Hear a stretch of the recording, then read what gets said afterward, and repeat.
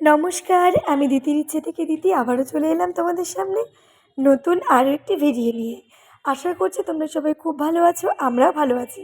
তো চলো আজকে তোমাদের সাথে যে ভিডিওটা শেয়ার করব সেটা হলো আমাদের বালুরঘাট থেকে খুব কাছাকাছি তিওর ভারত সেবাশ্রমে বাৎসরিক অনুষ্ঠানে আমরা চলে গিয়েছিলাম। তো সেই ভিডিওটা তোমাদের সাথে আজকে থাকছে, আমাদের গুরু মহারাজের পুজো, খিচুড়ি খাওয়া সব কিছু। আশা করছি তোমাদের ভিডিওটা খুব ভালো লাগবে। যদি ভিডিওটা তোমাদের খুব ভালো লেগে থাকে তাহলে কিন্তু অবশ্যই একটা লাইক, কমেন্ট আর ছোট্ট করে একটা সাবস্ক্রাইব করে দিও। তো চলো তোমরা দেখতে থাকো, আশা করছি তোমাদের ভালো লাগবে। আমরা যাচ্ছি এখন তিওরে আমাদের ভারত সেবাশ্রমে। তো যাই হোক, চলো আগে যাওয়া যাক। তো এই যে দেখো, আমরা কিন্তু অনেকটাই চলে এসেছি তিওর থেকে সামনে। তো আশ্রমে যাচ্ছি, আশ্রমের দুই সাইডে এত সুন্দর রাস্তা, দেখো দুই দিকে সবুজে সবুজ ঘেরা। তো চলো আগে আমরা আশ্রমে যাই, আর ভিড়টা তোমাদের একবার দেখাচ্ছি, দাঁড়াও। তো দেখো সেই দিনটা না ছিল এত সুন্দর, মানে ওয়েদারটা খুব সুন্দর ছিল, মেঘলা মেঘলা হাওয়া দিচ্ছিল, হালকা হালকা বৃষ্টিও হচ্ছিল। তো তার মধ্যেই আমি বাবার বাইক নিয়ে বেরিয়ে গেছিলাম, কিন্তু বাবাইয়ের আর কি একটুখানি কাজ থাকার জন্য ফোন এসেছিলো বলে ও ওখান থেকে আমাদেরকে নামিয়ে দিয়ে ফিরে চলে এসছে। আর আমি আর বাবান চলে গেছিলাম আশ্রম। তারপরে ওখানে গিয়ে আমরা খিচুড়ি খেলাম, আর যাওয়ার সময় দেখছি বিশাল বড় মেলা বসে গেছে, আশ্রমের সাথে আর কি মেলা। এবার আমরা তো ভেতরে ঢুকে গেলাম, ঠাকুর প্রণাম করলাম। তারপরে আমাদের যে অন্নকূটের পুজোটা হয়, অন্নকূটের ঠাকুর সাজায় শিব ঠাকুর আর পার্বতীকে। তো যাই হোক, সেই শিব ঠাকুরটাকে আমরা দেখতে পেয়েছিলাম। আর তার সাথে সাথে না আমরা খিচুড়ি খাচ্ছি, আর বাবাই তো আমাদের সাথে এতটা দূর গেল, এবার ও ভোগ না খেয়ে চলে আসলো। যার কারণে আমরা ওখান থেকে, আমার মাও যায়নি, তো আমার মা আর বাবাইয়ের জন্য ভোগ নিয়ে চলে এসেছিলাম। আর আমার শাশুড়ি মা সকাল সকাল উঠে চলে গেছিলো তার বান্ধবীদের সাথে। তো যার কারণে শাশুড়ি মাও খেয়ে দিয়ে চলে এসেছে, আমি বাবান খেয়েছি, আর আমার মা আর বাবাইয়ের জন্য আমরা প্রসাদ নিয়ে এসেছি। আর ওখানে না হাঁড়ি কিনতে পাওয়া যাচ্ছিল, তো এত ভিড় হচ্ছিল প্রচুর, অনেকে সবাই হাঁড়ি নিয়ে ভোগ কিনে নিয়ে এসছে।